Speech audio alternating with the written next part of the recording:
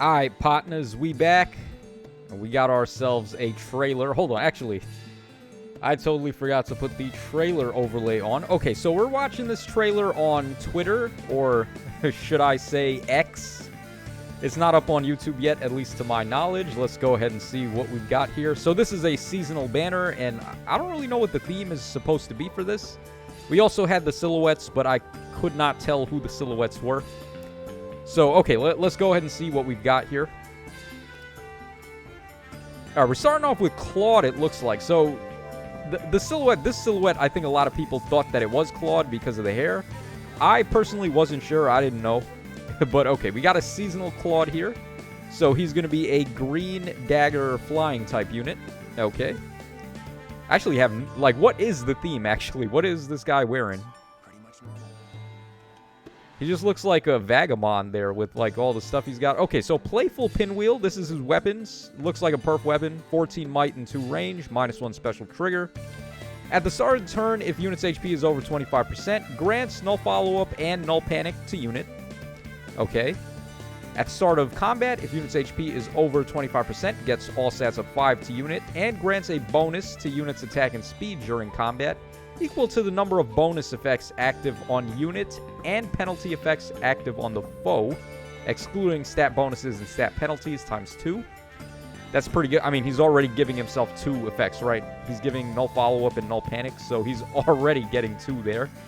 And then also, if unit's attack can trigger unit special, grant special cooldown count -X to unit before unit's first attack, and special cooldown count -Y to unit before unit's first follow-up attack during combat. What is this, man? What is this, like, graphing X and Y points? Come on, man. Why are we doing algebra in this game? X is the number of bonus effects active on unit, excluding stat bonuses, and the max of unit's special cooldown count value at the start of combat. Y is the number of bonus effects active on unit, excluding stat bonuses. Okay. Minus unit's special cooldown count value at the start of combat with a minimum of 0. This is a mouthful. Okay, let's try to rack our brains here and solve for X. Let's solve the equation here. Okay, so if unit's attack can trigger unit special, he gets special cooldown count -X before his first attack. So this is like Rally Spectrum, kind of, where he's just self-ramping himself before he attacks. And special cooldown count -Y to unit before unit's first follow-up attack. Oh, so he gets 2 separate effects here. So he's able to do this twice in 1 round of combat. So the first attack, he would get -X. The second attack, he gets -Y. So X is the number of bonus effects active on units. So he's giving himself 2 automatically. So that would be minus... That's pretty strong, dude. That's -2 special cooldown count. He's already got -1 special trigger. And I see down here he's got lethality, so... Yeah, and I'm pretty sure this stacks with Rally Spectrum as well, so you can get another -1 from that. So with Rally Spectrum support, he just instantly pops lethality on the first hit. And then the Y portion is... Let's see here. Max equals unit special cooldown count value at the start of combat. Y is the number of bonus effects active on unit, excluding stat bonuses. Yeah, it's the same thing pretty much by what I can see here. Yeah, so there's not really too much of a difference. And then minus unit special cooldown count value at the start. Or no.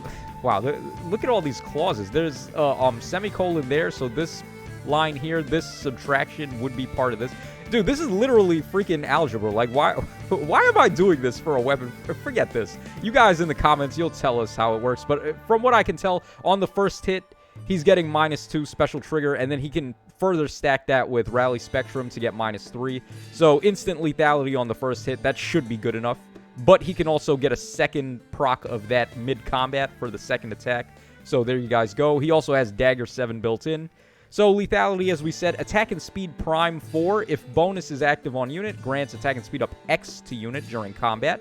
Where X is the number of bonus effects active on unit, excluding stat bonuses, times 2 plus 3 for a max of 9. That is a very powerful effect. Start of turn bonuses are just everywhere now.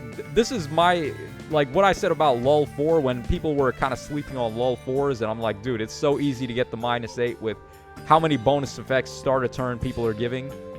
And then also, if the number of bonus effects active on unit is less than or equal to 4, Or no, greater than or equal to 4. Unit can counterattack regardless of foe's range during combat. That is very freaking powerful. What the hell?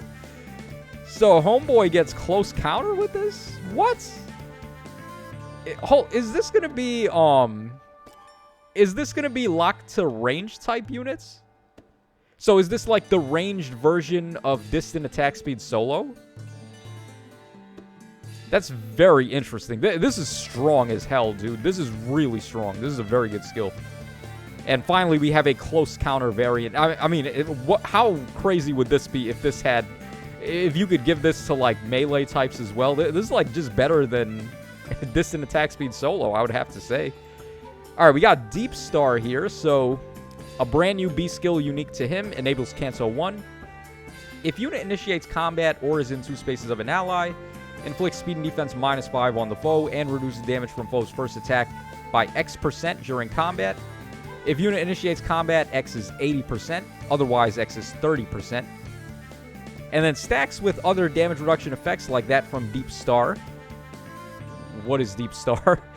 First attack normally means only the first strike. For effects that grant units attacks twice, brave attacks, it means first and second strikes. They always explain this. If unit initiates combat, grants Deep Star to unit and inflicts gravity on target and foes within 1 space of target after combat. Basically, this is just Fallen Star with more gusto. Okay, so for 1 turn, this is Deep Star's effect. If it is unit's first combat initiated by foe that turn, reduce damage from foe's first attack by 80% during combat. That turn only, first attack normally means... Yeah, so, okay, so after he attacks, he gains this status effect combo. So he's getting 30% there, and then it's giving itself another 80 on the first round of combat for the enemy turn. Unit's first combat initiated by foe. Yeah, so he gets a lot of DR on the enemy phase too. Only downside to this is really nice, but, like, he still gets clapped by Special Spiral 4 and Magic Null Follow-Up and Physical Null Follow-Up, so you got to watch out for that. And then he's got Attack and Speed Oath 4 to jump in, giving him another status effect, by the way, giving him the jump effect. So this man just starts with 3 start-of-turn status effects. That's not even counting if you've got Asker on the team or anybody else that's giving a ton of effects. Oh, is that Dagger? Yo, hold up. Pathfinder? What? Nah, dude, hold up. I appreciate those abs, by the way. How long has it been since we've had some Jotunheim love?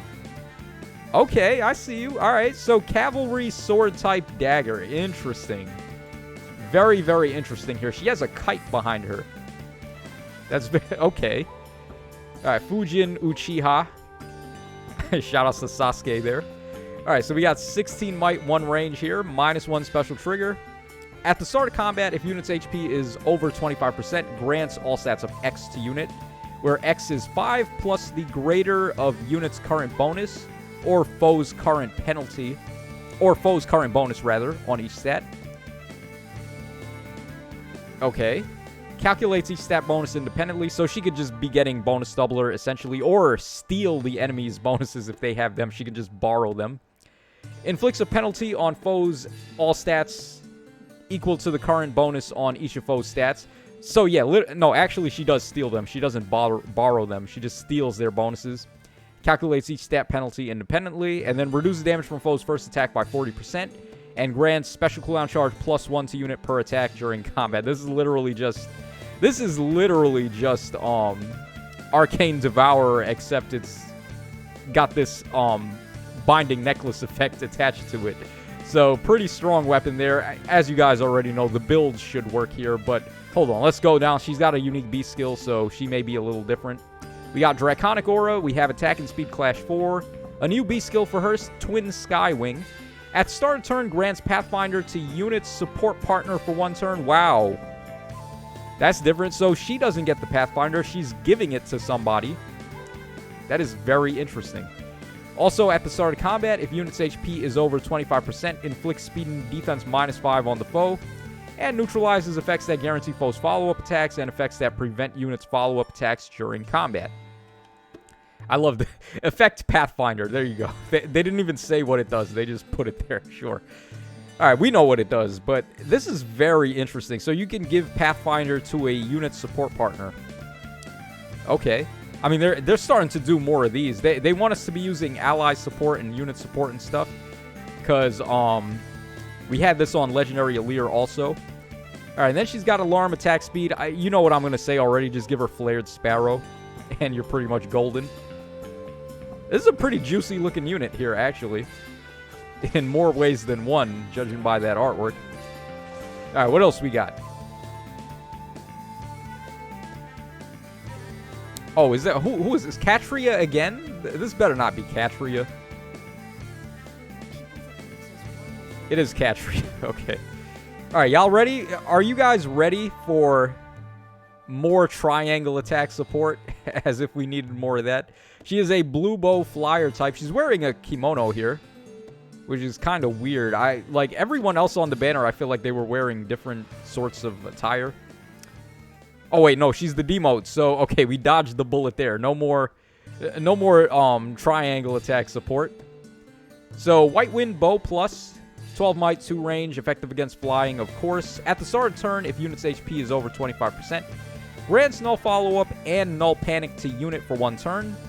At the start of combat, if unit's HP is over 25%, grants attack and speed up X to unit during combat, where X is equal to the number of bonus effects active on unit and penalty effects active on foe, excluding stat bonuses and stat penalties times 2 plus 5. So at the very worst, it's attack and speed up 5, but it could be doing way more than that, and then also you get null follow-up and null panic. So this could actually be competing with the Dark Bow, which is kind of surprising there. This could be a very solid player phase bow if you want to run this instead of the Dark Bow. Doesn't have -1 special trigger, though. That's the one clutch thing about Dark Bow. Lets it combo very nicely with other, like, special acceleration effects. All right, we got Harsh Command plus, Attack and Speed Catch 3, Speed and Defense Far Trace. Those are going to be her fodder skills there. We already got Attack and Speed Catch 3 on Zephia. I guess the Trace skill is nice on a 4-star demote, but whatever. Oh. Okay. Goddamn, Kagero with those... Kagero with those Kageros. This is very nice artwork. I love this. Okay, so this is going to be a cavalry dagger type there. Colorless dagger type. Very lovely artwork, if I didn't mention that already. But the outfits they're wearing, they look pretty cool here. Kind of like bird attire. They've got like feathers on their clothes here. I like this. Okay. Alright, so what do we got from Duo Kagero here? Okay, Bright Wind Fans, 14 might, 2 range, enables Kanto Distant. Oh, God. Kanto Distant on a range unit? That's nuts. So, a max of 3, though. So, accelerates special trigger. So, -1 special trigger. At the start of combat, if unit's HP is over 25%, grants all stats of 5 to unit. Grants attack and speed up X to unit, where X is 20% of unit's speed at the start of combat. That's a lot. And neutralizes effects that inflict guard on unit during combat. And also, if unit initiates combat, reduces damage for foe's first attack by 50% during combat. And unit's next attack deals damage equal to the total damage reduced. Oh boy. Yeah, wow, that's quite good. Then we also have Dagger 7 as well. Yeah, a lot of Kanto going on. You know we love Kanto, especially on these ranged cavalry type units. Nullification of guard there, so she's going to be able to get to lethality very easily. She's got Remote Sparrow also. I was going to recommend giving her Remote Sparrow to stack with the 50% DR, but they already got us covered with that. All right, what else we got here? Disarm. Whoa, Disarm Trap 4. Inflicts speed and defense -4 on the foe during combat. And if unit initiates combat, neutralizes effects that prevent units' follow-up attacks during combat. Half and null follow-up, okay. While attacking in Aether Raids, if unit ends movement on a space with a bolt trap or a heavy trap, cancels trap effect. If unit ends movement on a space with a hex trap, reduces trap's condition by 10 HP. That's... yeah, I mean, that's a little unfair. The hex trap was like our one and only solution to units like Yuri that can run disarm trap. So now you can disarm the hex trap as well. And it's not like completely useless outside of AR as well. You get half and null follow-up and you do speed and defense -4. That's still pretty strong. Well, it's not comparative to other recent B skills, but it's solid. Like, this is not a throwaway outside of AR, so this is nice. And then they also have Colorless Feud to give the middle finger to Fallen Maria, pretty much, and Duo Ymir. Alright, let's see what their Duo skill does. Oh, here are the stats, by the way. We have 43 HP. They're getting... What are they getting? +6, I would imagine? No, +4. I think this Corrin here has Hone Attack 3. This is the base Corrin, so they're probably getting +4, actually. So 61 attack with the weapon included. We got 45 speed, 20 defense, and then 23 res. Alright, Duo skill grants special cooldown count -1 to unit. Grants unit can move 1 extra space. Oh, God. And neutralizes foes' bonuses during combat to unit for 1 turn. Yeah, this is very strong. How do they stack up against Thief Nina? Because Thief Nina is the immediate comparison, right? They're both cavalry units that gain... Oh, also, this is reusable at the start of every 3rd turn, which is the same thing with Nina. I kind of like Nina's a little bit better, where she's doing debuffs on the enemies instead of neutralizing their bonuses. I kind of like the debuff effect that Nina does a little bit better. But they're getting -1 special cooldown count. That's also something to consider there. And they're also going to be able to get Rally Spectrum, so they could just pop lethality right off the gates. Yeah, they're very strong. Thief Nina is one of the better units for AR and stuff, so like this unit being essentially just Thief Nina again, they're very good.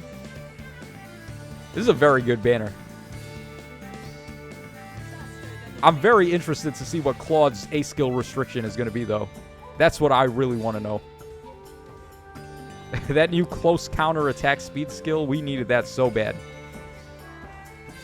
Alright, so who is this? I don't even know who this guy is. This is going to be our Tempest Trial prize unit here. Of course he's an axe unit. I mean, big surprise, right? Y'all already know. I solved the equation. I figured out why they only give us axe units and never give us lance units. It's because they keep releasing God Swords as the 5-star exclusives, and they want them to be the meta. So our free-to-play units suck against the meta, and then they just never release lances to power creep that. Alright, banners dropping on the 7th. We're actually getting the data mine tomorrow. That's going to include the refines for Choose Your Legends 5, and also the 2 remixes for Mirabilis and Hell. And also Itsuki's refine, too. He's in there. So we're getting all that stuff tomorrow. So the banner is actually 2 days away from that. Alright, anything else in here? We're going to be able to spark on the banner. Yeah, I mean, take your pick between Claude, Kagero, and Dagger, I would say. Whoever you want to spark, if you do decide to summon on this banner. You're going to be making out like a bandit here. It looks pretty good to me. Alright, and that wraps us up for this video. So let me know your thoughts in the comment section down below. We got to end on this spicy artwork right there. So this is your boy Tacho signing out. I'm not going to summon on this because I'm still trying. I've just been like throwing daily summons on the Legendary Lear banner until I get to the Spark, and then I'll just get the Fate Pass and Spark someone. So I'm not going to be able to summon on this, but if you guys are hopping in, then best of luck to you. And this is your boy Tacho signing out once again, so take care, and I'll see y'all again tomorrow for the big data mines.